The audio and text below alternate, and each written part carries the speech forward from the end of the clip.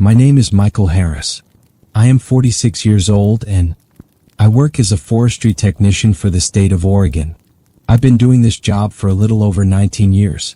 Most of my work involves surveying state-managed forest land, checking access roads, monitoring erosion, and documenting changes in vegetation. It's quiet work, usually done alone, and it follows a predictable routine.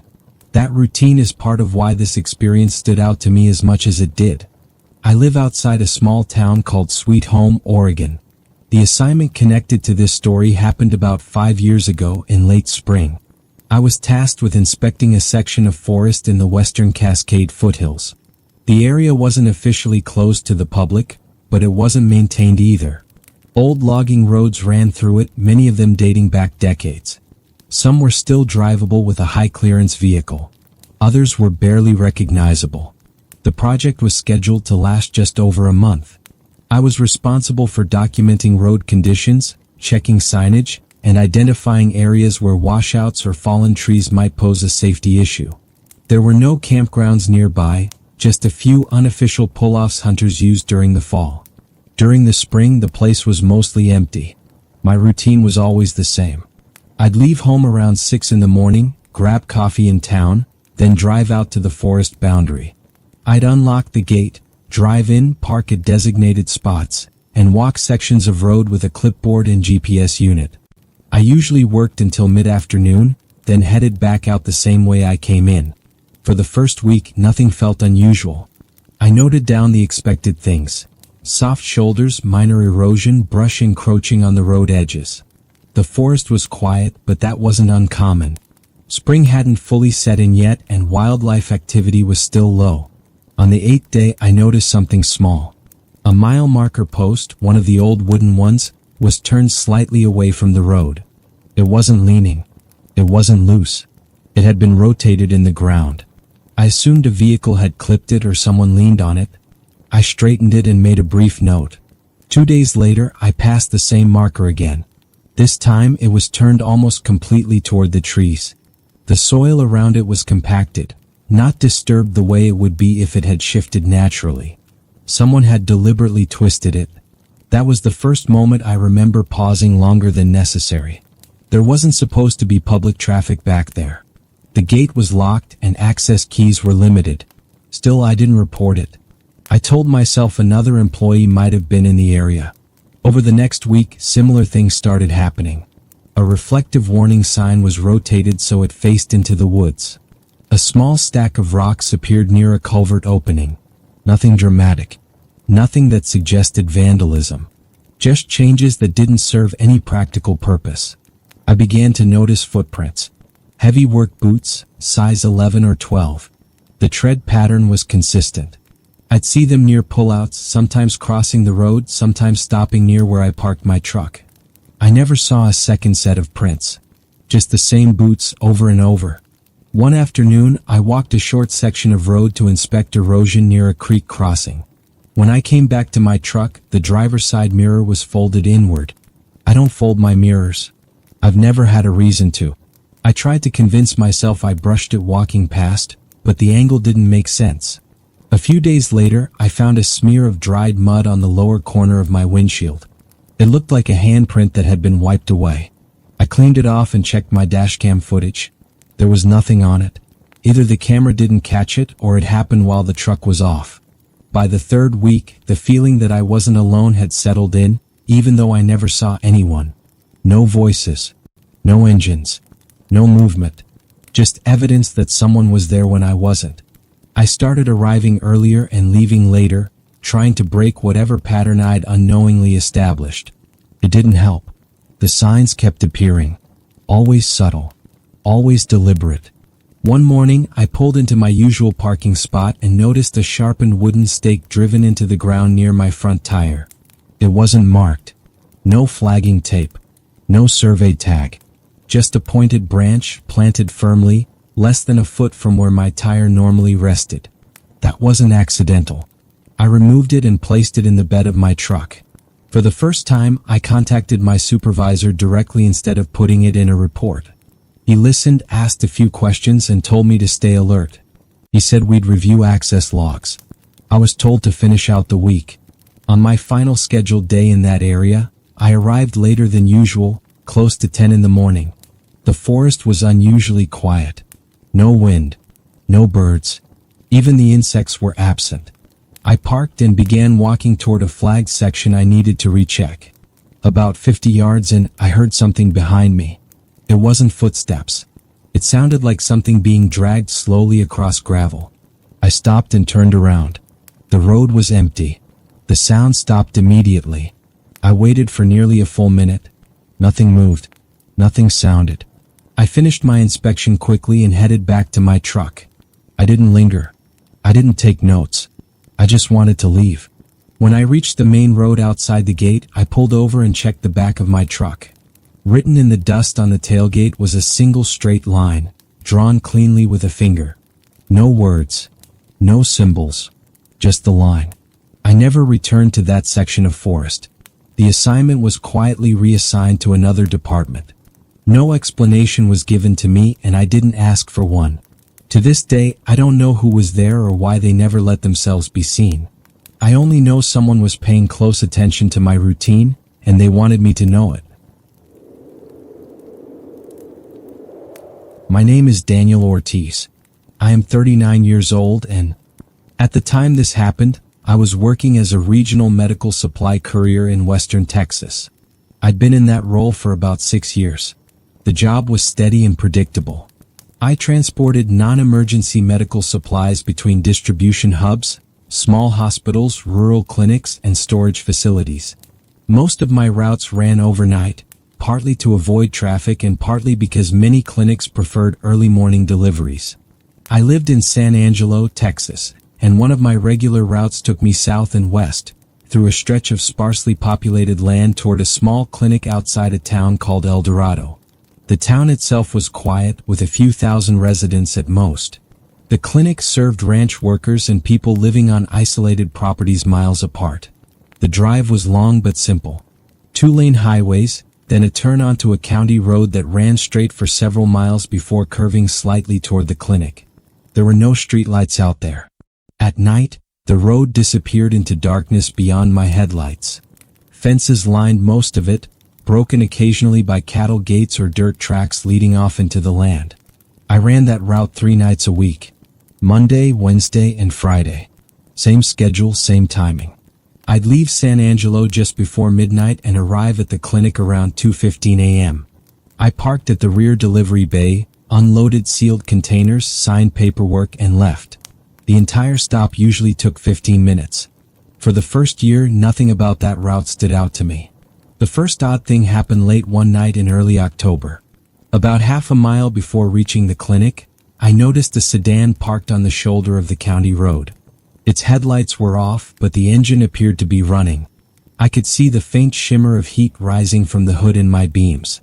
I slowed slightly as I passed. I didn't see anyone inside, but the windows were dark. I assumed someone had pulled over to make a call or check something under the hood. Out there, it wasn't unheard of. 2 nights later, the same car was there again. Same position. Same spot. This time, as I drove past, the headlights turned on behind me for a second or two, then shut off again. I checked my mirrors. The car didn't move. That caught my attention, but I still didn't feel alarmed. I told myself it was coincidence. People in rural areas tend to have routines just like anyone else. Over the next 2 weeks, I saw the car repeatedly. Sometimes it was in that same spot. Other times it was parked farther down the road, closer to the clinic. Always on the shoulder. Always facing toward the building. I never saw it driving. I never passed it going the other direction.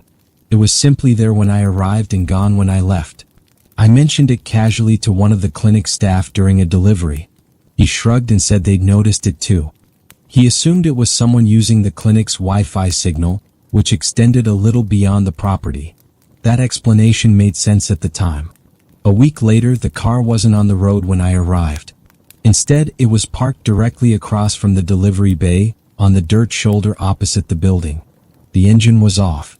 No lights were on. That was the first time I hesitated before getting out of my truck. I sat there for a moment watching the car. Nothing moved. No doors opened. No interior lights flickered. I parked farther back than usual and completed the delivery quickly. When I came back outside, the car was gone. After that night, small things started feeling off. Once, my delivery binder was no longer in the order I kept it. Nothing was missing. The pages were just rearranged. I knew the clinic staff hadn't touched it. They didn't handle my paperwork. Another time, my passenger door was unlocked when I returned to my truck. I'm careful about locking it, especially on overnight routes. I started locking the cab every time I stepped away, even for a minute. I also began checking my mirrors more often on the drive-in. One night, I arrived earlier than usual, around 1:45 a.m. The car was already there, parked across from the clinic. This time, the driver's door was open. I stopped my truck several yards away and stayed inside. I waited, watching the open door. After a few minutes, it slowly closed on its own. No one stepped out. No shadow moved. The interior light never came on. That was the first night I left without making the delivery. I drove back toward town and pulled over to calm down before heading home. The next morning, I reported what had been happening to my supervisor. He listened carefully and didn't dismiss it. He adjusted my schedule so I'd arrive at different times and assigned another driver to cover one of the nights. For a while, that seemed to solve it. The car stopped appearing. I relaxed, though I stayed alert. About a month later, I finished a shift and returned home in San Angelo. When I went outside later that morning, I noticed something tucked under my windshield wiper. It was a folded paper map. A printed one, the kind you get from a gas station. It showed the county road leading to the clinic. A small circle had been drawn in pen where I usually parked. There was no note, no name, no message. I reported that too. The company contacted local authorities, but nothing came of it. No reports. No matches. I was permanently reassigned to a different route shortly after. I still work night deliveries. I still drive rural roads. But I don't stop at isolated clinics anymore. And I pay close attention to who might be watching from the dark, even when I don't see them. My name is Robert Klein. I am 58 years old and, for most of my working life, I held maintenance and facilities jobs. After I retired early, I started taking seasonal work to stay active and supplement my income. About 7 years ago, I accepted a position as a campground host at a state park in northern Pennsylvania, outside a small town called Wellsboro. The campground sat just beyond the main park entrance, surrounded by dense forest and rolling hills. It had about 40 sites arranged in a loop, along with a bathhouse, a small ranger office, and a host trailer where I stayed. My job was straightforward. I checked in campers, collected fees, cleaned sites when people left, and stayed on-site overnight in case of emergencies. The season ran from late spring through early fall. During the busy months, the campground was full of families, hikers, and retirees in RVs. By September, things slowed down considerably. Fewer campers, shorter stays, and long stretches of quiet. I enjoyed that part of the season. Less interaction.